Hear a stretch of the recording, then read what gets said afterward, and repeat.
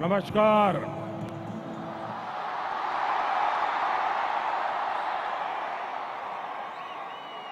भारत माता की, भारत माता की, भारत माता की। नमस्कार।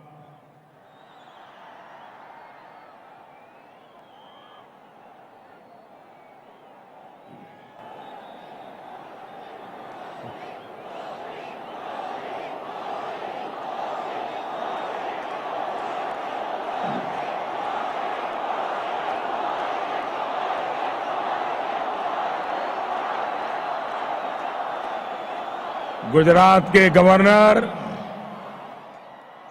आचार्य देवव्रत जी, यहां के लोकप्रिय मुख्यमंत्री भूपेंद्र पटेल जी, संसद में मेरे साथी और प्रदेश भारतीय जनता पार्टी के अध्यक्ष सीआर पाटिल जी, गुजरात सरकार में खेल राज्य मंत्री श्री हर्ष संघवी जी, संसद में मेरे सहयोगी श्री हसमुख भाई पटेल, श्री नरहरि अमीन और अहमदाबाद के मेयर भाई श्री किरीट परमार जी, अन्य सभी महानुभाव और गुजरात के कोने कोने से आए मेरे युवा दोस्तों,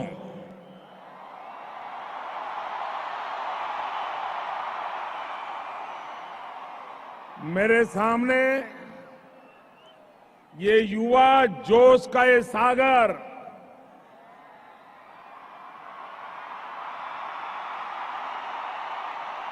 ये उमंग, ये उत्साह की लहरें, ये साफ बता रही है कि गुजरात का नौजवान आप सब आसमान छूने के लिए तैयार है।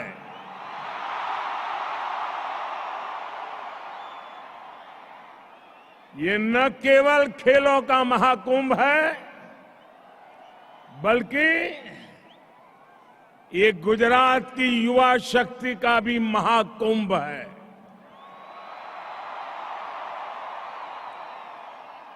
मैं आप सभी युवाओं को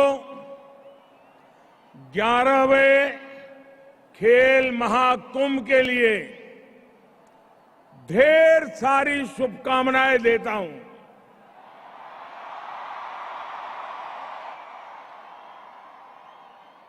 मैं गुजरात सरकार को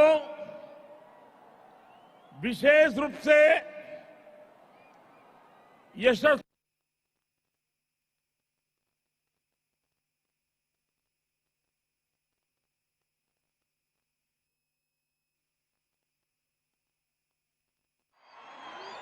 कोरोना के कारण 2 साल तक खेल महाकुंभ पर ब्रेक लगा रहा, लेकिन भूपेंद्र भाई ने जिस भव्यता के साथ इस आयोजन को शुरू किया है, उसने युवा खिलाड़ियों को नए जोश से भर दिया है।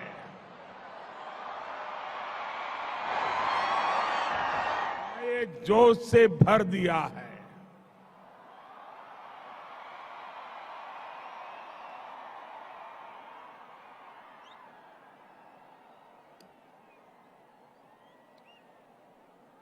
दोस्तों, मुझे याद है 12 साल पहले 2010 में गुजरात के मुख्यमंत्री के नाते उस कार्यकाल में खेल महाकुंभ की शुरुआत की थी। और आज मैं कह सकता हूं जिस सपने का बीज मैंने बोया था, आज वटवृक्ष बनता दिखाई दे रहा है।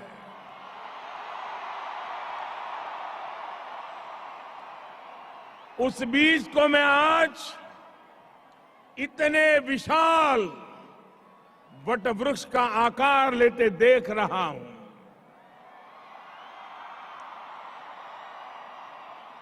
दो 2010 में पहले खेल महाकुंभ में ही गुजरात ने 16 खेलों में 13 लाख खिलाड़ियों के साथ इसका आरंभ किया था। मुझे भूपेंद्र भाई ने बताया कि 2019 में हुए खेल महाकुंभ में ये भागीदारी 13 लाख से 40 लाख युवाओं तक पहुंच गई थी।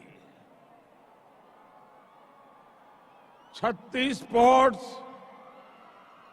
और 26 पैरा स्पोर्ट्स में 40 लाख खिलाड़ी, कबड्डी, खो खो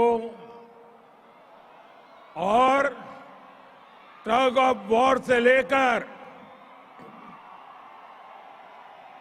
योगासन और मल्लखंब तक, स्केटिंग और टेनिस से लेकर फेंसिंग तक, हर खेल में हमारे युवा आज कमाल कर रहे हैं।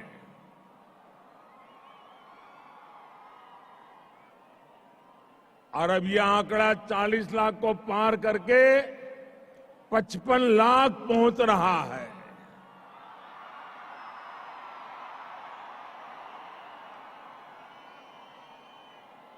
शक्ति दूत जैसे कार्यक्रमों के जरिए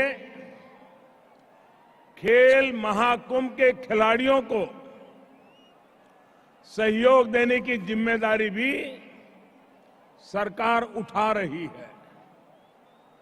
और ये जो लगातार अविराम प्रयास किए गए, खिलाड़ियों ने जो साधना की, और जब खिलाड़ी प्रगति करता है तो उसके पीछे एक लंबी तपस्या होती है।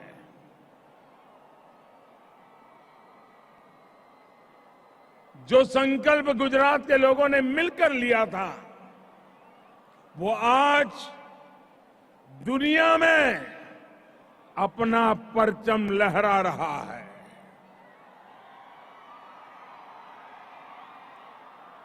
मेरे नौजवान साथियों,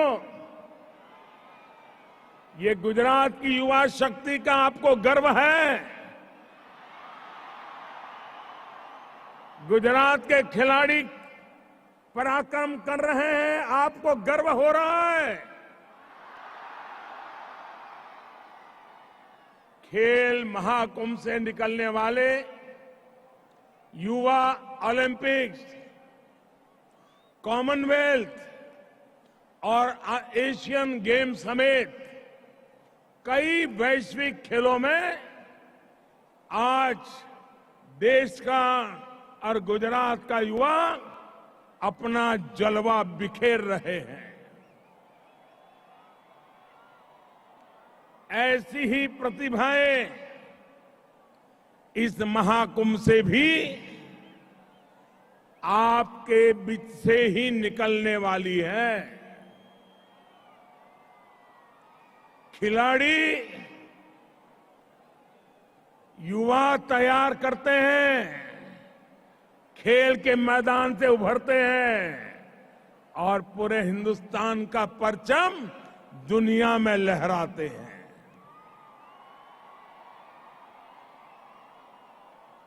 साथियों, एक समय था जब खेल जगत में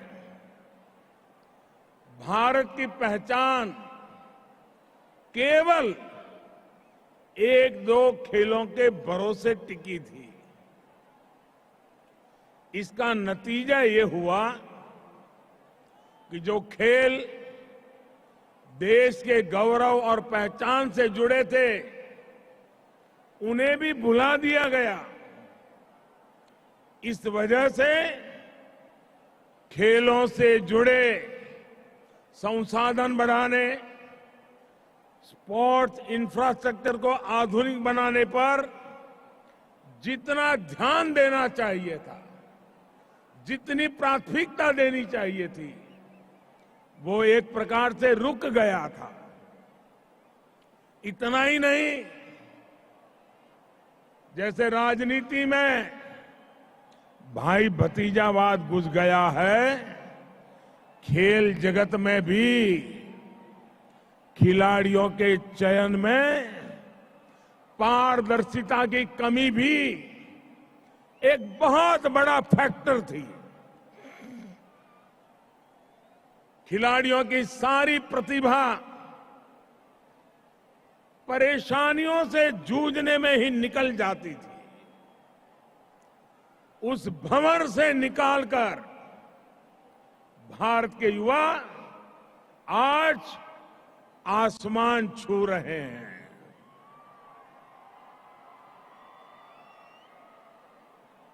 गोल्ड और सिल्वर की चमक देश के आत्मविश्वास को भी चमका भी रही है और चमत्कार का अनुभव भी करा रही है। दुनिया का सबसे युवा देश खेल के मैदान में भी एक ताकत बनकर उभर रहा है। टोक्यो ओलंपिक्स और पैरालंपिक्स, उसमें हमारे खिलाड़ियों ने इस बदलाव को साबित किया है। टोक्यो ओलंपिक्स में भारत ने पहली बार 7 मेडल जीते हैं। यही रिकॉर्ड भारत के बेटे बेटियों ने टोक्यो पैरालंपिक्स में भी बनाया। भारत ने इस वैश्विक प्रतियोगिता में 19 मेडल जीते। लेकिन साथियों, ये तो शुरुआत है। न हिंदुस्तान रुकने वाला है, न हिंदुस्तान थकने वाला है।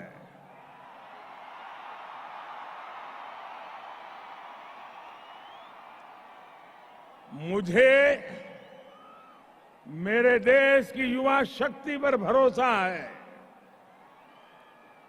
मुझे मेरे देश के युवा खिलाड़ियों की तपस्या पर भरोसा है। मुझे मेरे देश के युवा खिलाड़ियों के सपने, संकल्प और समर्पण पर भरोसा है। और इसलिए आज मैं लाखों युवाओं के सामने हिम्मत के साथ कह सकता हूं कि भारत की युवा शक्ति इसे बहुत आगे लेकर जाएगी।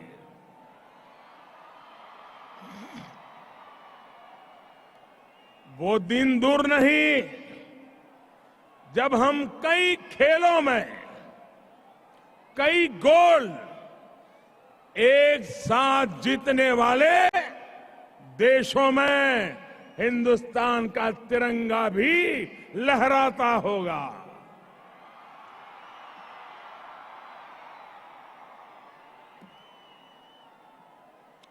साथियों, इस बार यूक्रेन से जो नौजवान वापस आए हैं, युद्ध के मैदान से आए हैं, बम गोलों के बीच से आए हैं,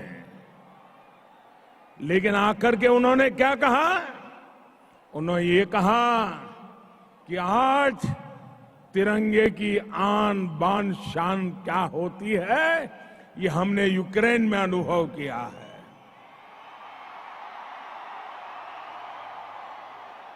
लेकिन साथियों, मैं एक और दृश्य की तरफ आपको ले जाना चाहता हूं। जब हमारे खिलाड़ी मेडल प्राप्त करके पोडियम पर खड़े रहते थे और जब तिरंगा झंडा दिखाई देता था, भारत का राष्ट्रगान होता था, आपने टीवी पे देखा होगा हमारे खिलाड़ियों की आंखों से हर्ष के, गौरव के आंसू बह रहे थे। ये होती है देशभक्ति। साथियों, भारत जैसे युवा देश को दिशा देने में आप सभी युवाओं की बहुत बड़ी भूमिका है। आने वाले कल को युवा ही गढ़ सकता है और वही गढ़ सकता है जो उसके लिए संकल्प लेता है और संकल्प के साथ समर्पण से जुट जाता है।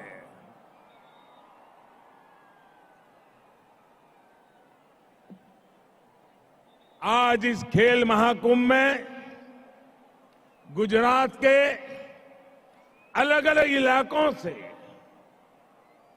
गांव से, शहर से, कस्बों से आप लाखों युवा यहां एक साथ जुड़े हैं। आप अपने सपनों को पूरा करने के लिए दिन रात मेहनत कर रहे हैं। मैं आपके सपनों में आपके क्षेत्र का भविष्य देखता हूं, आपके जिले का भविष्य देखता हूं।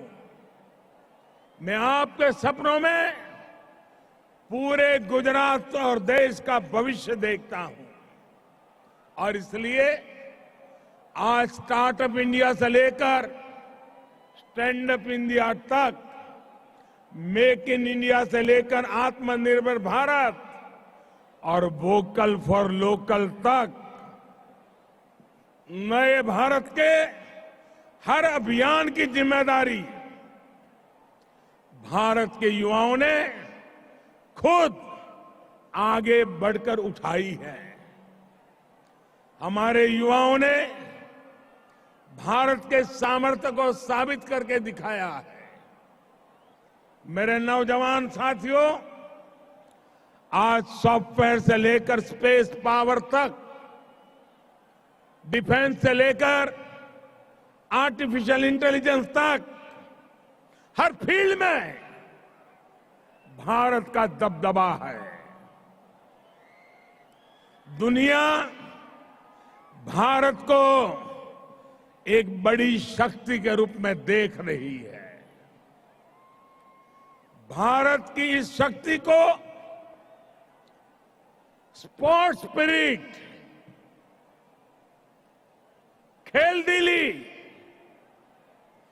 कई गुना बढ़ा सकती है। यही आपकी सफलता का भी मंत्र है।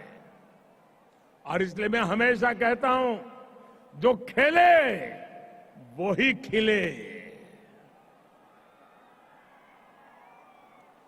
मेरी आप सब युवाओं के लिए भी सलाह है, सफलता के लिए कभी कोई शॉर्टकट मत खोजिएगा। आपने रेलवे प्लेटफॉर्म पर देखा होगा, कुछ लोग ब्रिज पर से जाने के बजाय पटरी क्रॉस करके जाते हैं, तो वहां रेलवे वालों ने लिखा होता है, short come will cut you short.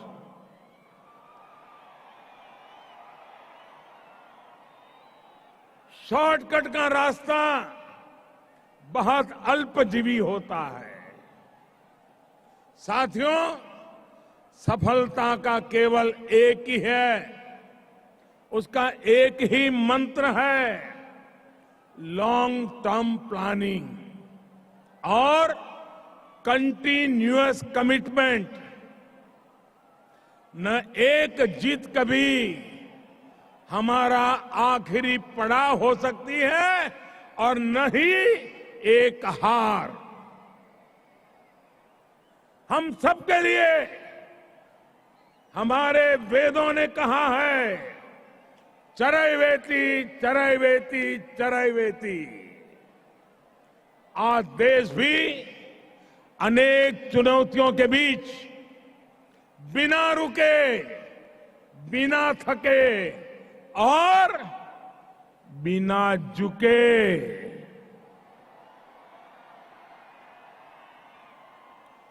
आगे बढ़ रहा है। हम सबको मिलकर के सतत परिश्रम के साथ लगातार आगे बढ़ना है। साथियों, स्पोर्ट्स में हम जीत के लिए 360 डिग्री परफॉर्म करने की जरूरत होती है और पूरी टीम को परफॉर्म करना होता है। यहां अच्छे अच्छे स्पोर्ट्समैन उपस्थित हैं। आप बताइए, क्या क्रिकेट में कोई टीम बैटिंग अच्छी करे लेकिन बॉलिंग बिल्कुल खराब करे तो वो जीत पाएगी क्या? या टीम का एक खिलाड़ी बहुत अच्छा खेले लेकिन बाकी सब परफॉर्म न करे तो भी जीतना मुमकिन होगा क्या? जीतने के लिए पूरी टीम को बैटिंग, बॉलिंग और फील्डिंग में सब जगह अच्छा खेलना होगा। भाई और बहनों, भारत में खेलों को सफलता के शिखर तक पहुंचाने के लिए भी देश को आज ऐसे ही 360 डिग्री टीम वर्क की जरूरत है। इसलिए देश एक होलिस्टिक अप्रोच के साथ काम कर रहा है। खेलो इंडिया प्रोग्राम इसी प्रयास का एक बड़ा उदाहरण है। पहले हमारी युवा प्रतिभाएं दबी रह जाती थी, उन्हें मौका नहीं मिलता था। हमने देश की प्रतिभाओं को पहचानना, उन्हें हर जरूरी सहयोग देना शुरू किया। प्रतिभा होने के बावजूद हमारे युवा ट्रेनिंग के अभाव में पीछे रह जाते थे। आज बेहतर से बेहतर ट्रेनिंग सुविधाएं खिलाड़ियों को दी जा रही है। देश ये सुनिश्चित कर रहा है कि खिलाड़ियों को रिसोर्सेज की कोई कमी न पड़े। पिछले 7-8 सालों में स्पोर्ट्स बजट करीब करीब 70% बढ़ाया गया है।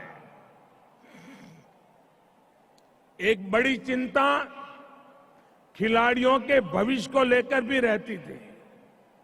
आप कल्पना करिए, अगर खिलाड़ी अपने भविष्य के लिए आश्वस्त नहीं होगा तो क्या वो खेल के प्रति 100% समर्पण कर पाएगा? इसलिए हमने खिलाड़ियों को मिलने वाले एनकरेजमेंट एंड अवार्ड्स में भी 60% से ज्यादा का इजाफा किया है। अलग अलग स्कीम्स के जरिए अब उन सभी कोचिज को भी रिवॉर्ड दिया जा रहा है जिन्होंने मेडल जीतने वाले खिलाड़ियों को प्रशिक्षण दिया था। इसका परिणाम यह है कि आज ग्रामीण इलाकों से, पिछड़े वर्ग से, आदिवासी समाज से भी वो प्रतिभाएं देश के लिए सामने आ रही है जिसके लिए देश को गौरव हो रहा है। साथियों, हमारे देश में खिलाड़ियों को एक और भी विचित्र सी परेशानी का सामना करना पड़ता रहा है। पहले आप अगर किसी को बताते थे कि मैं खिलाड़ी हूं तो लोग पूछते थे कि भाई ठीक है, खिलाड़ी हो, हर बच्चा खेलता है, लेकिन असल में आप करते क्या हो? यानी खेल को हमारे यहां सहज स्वीकृति ही नहीं थी।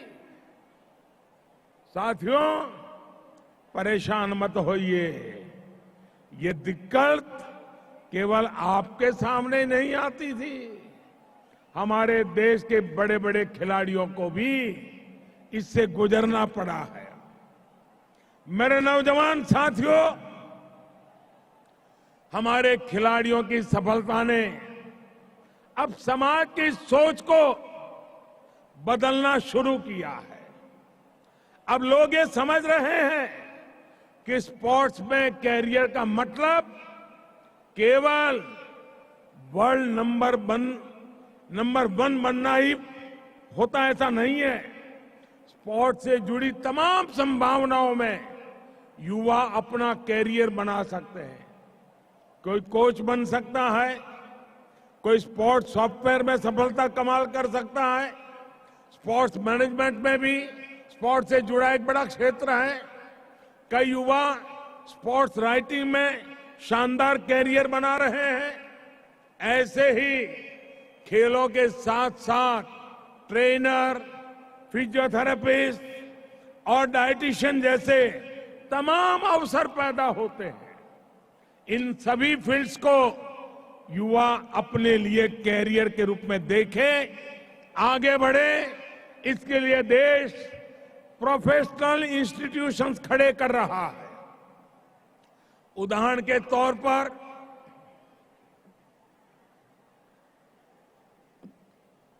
2018 में हमने मणिपुर में देश की पहली नेशनल स्पोर्ट्स यूनिवर्सिटी की स्थापना की। स्पोर्ट्स में हायर एजुकेशन के लिए यूपी में भी मेजर ध्यानचंद स्पोर्ट्स यूनिवर्सिटी शुरू होने जा रही है। IIM रोहतक ने स्पोर्ट्स मैनेजमेंट में पीजी डिप्लोमा भी शुरू किया है। हमारे गुजरात में स्वर्णिम गुजरात स्पोर्ट्स यूनिवर्सिटी भी इसका एक बड़ा उदाहरण है। स्वर्णिम गुजरात स्पोर्ट्स यूनिवर्सिटी ने यहां स्पोर्ट्स इकोसिस्टम बनाने में बड़ी भूमिका निभाई है। मुझे बताया गया है कि गुजरात सरकार स्पोर्ट्स इकोसिस्टम और इंफ्रास्ट्रक्चर को और व्यापक बनाने के लिए तालुका और जिला स्तर पर स्पोर्ट्स कॉम्प्लेक्स भी बना रही है। ये सभी प्रयास स्पोर्ट्स वर्ल्ड में गुजरात और भारत की प्रोफेशनल प्रेजेंस को और मजबूत करेंगे। मेरा एक सुझाव ये भी है कि गुजरात के विशाल तटीय संसाधन, हमारे पास लंबा समुद्री तट है, इतना बड़ा समुद्री तट है। अब हमने खेल के लिए, स्पोर्ट्स के लिए, हमारे इस तटीय क्षेत्र के लिए भी खेल की दिशा में आगे आना चाहिए। हमारे यहां इतने सुंदर बीचेज है। खेल महाकुंभ में बीच स्पोर्ट्स की संभावनाओं के बारे में भी सोचा जाना चाहिए। साथियों, आप जब खेलेंगे, फिट रहेंगे, स्वस्थ रहेंगे, तभी देश के सामर्थ्य से आप भी वैल्यू एडिशन करने वाले एक महारथी बन जाएंगे और तभी आप राष्ट्र निर्माण में अपना योगदान देंगे। मुझे पूरा भरोसा है कि इस खेल महाकुंभ के आप सब स्टार अपने अपने क्षेत्र में चमकेंगे, नए भारत के सपनों को साकार करेंगे। मैं युवाओं के सभी आज परिवारजनों से भी आग्रह करना चाहता हूं, वक्त बहुत बदल चुका है। अगर आपके संतान में बेटा हो या बेटी, अगर खेल में उसकी रुचि है, आप उसको खोज निकालिए और उसको उत्साहित कीजिए, उसको आगे बढ़ने के लिए प्रोत्साहन दीजिए। आप किताबों के लिए उसको वापस मत खींचिए। उसी प्रकार से मैं पहले दिन से जब खेल महाकुंभ शुरू हुआ तब से कह रहा हूं कि गांव में जब खेल महाकुंभ का कार्यक्रम चलता हो, पूरा गांव वहां मौजूद रहना चाहिए। तालियां बजाने से भी खिलाड़ी को एक नया हौसला बुलंद हो जाता है। गुजरात का हर नागरिक किसी न किसी खेल महाकुंभ के कार्यक्रम में फिजिकली जाना चाहिए। आप देखिए, गुजरात भी खेल की दुनिया में अपना परचम लहराएगा। हिंदुस्तान के खिलाड़ियों में गुजरात के खिलाड़ी भी जुड़ जाएंगे। इसी एक अपेक्षा के साथ मैं फिर एक बार भूपेंद्र भाई और उनकी पूरी टीम को बधाई देता हूं। सभी युवाओं को शुभकामनाएं देता हूं। मेरे साथ बोलिए, भारत माता की, भारत माता की, भारत माता की। बहुत बहुत धन्यवाद।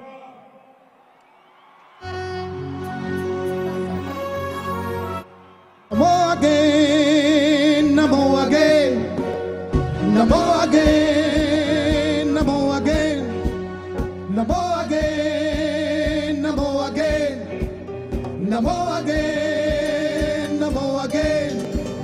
विकास है, सिद्धांत है, सुशासन है, विचार है।